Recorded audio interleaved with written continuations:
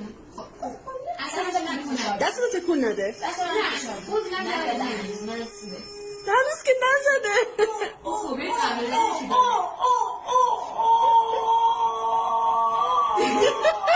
جدیه